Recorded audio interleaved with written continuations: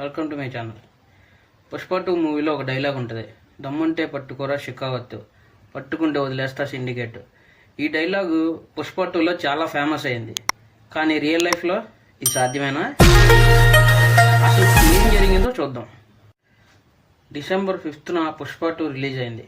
కానీ ఒక రోజు ముందు అంటే డిసెంబర్ 4నే ప్రీమియర్ షోస్ వేశారు. ఒక్కో టికెట్ 1000 నుంచి 1500 దాకా పెట్టినా అందరూ కొనుక్కొని చూడడానికి వచ్చారు. పుష్ప క్రేజ్ గురించి తెలిసిందే. అందుకే తన ఫేవరెట్ హీరోని ఫాస్ట్గా చూడాలని, మూవీని ఎంజాయ్ చేయాలని ఒక ఫ్యామిలీ డిసెంబర్ 4న టికెట్స్ కొనుక్కొని మరీ థియేటర్కి వచ్చారు. హైదరాబాద్ ఆర్టీసీ క్రాస్ రోడ్స్లో ఉన్న సంధ్యా థియేటర్కి మూవీ చూడడానికి వచ్చారు.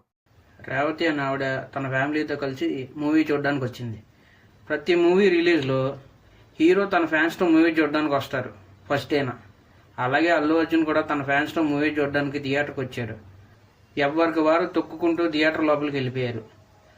అందరితో పాటు రేవతి గారు కూడా తన ఫ్యామిలీని తీసుకొని లోపలికి వెళ్ళడానికి ట్రై చేశారు. కానీ తన ఫేవరెట్ హీరోని చూసే లోపే రేవతి గారు అందరినీ వదిలేసి పైలోకానికి వెళ్ళిపోయారు. రేవతి అండ్ తన కొడుకు సాయి తేజ ఆ తొక్కిస్లాట్లో ఇరుక్కుపోయారు. రేవతి గారు అక్కడికక్కడే చనిపోయారు. ఆమె కొడుకు సాయి తేజకు కూడా ఊపిరాడకపోతే పోలీసులు సిపిఆర్ చేసి కాపాడారు. కానీ సాయి తేజ సిచ్యువేషన్ కూడా ఇప్పటికీ క్రూషియల్గానే ఉంది. ఈ విషయంలోనే అల్లు అర్జున్ని సెక్షన్ 105 అండ్ 108 మీద అరెస్ట్ చేశారు హైదరాబాద్ చిక్కడపల్లి పిఎస్లో. పోలీసులకి ఇన్ఫర్మేషన్ ఇవ్వకుండా థియేటర్లోకి వచ్చి క్రౌడ్ని ఇన్ఫ్లుయెన్స్ చేసి ఒక ప్రాణం పోవడానికి కారణమయ్యారు అని అల్లు అర్జున్ని అరెస్ట్ చేశారు. న్యాయం అనేది ఎవరికైనా ఒకటే, అది సామాన్యుడైనా సెలబ్రిటీ అయినా అందరికీ ఒకటే చట్టం అని మరోసారి ప్రూవ్ అయింది. Allu Arjun 25 lakhs compensation announce చేశారు. కానీ ఆ 25 lakhsతో ప్రాణం వెనక్కి రాదుగా.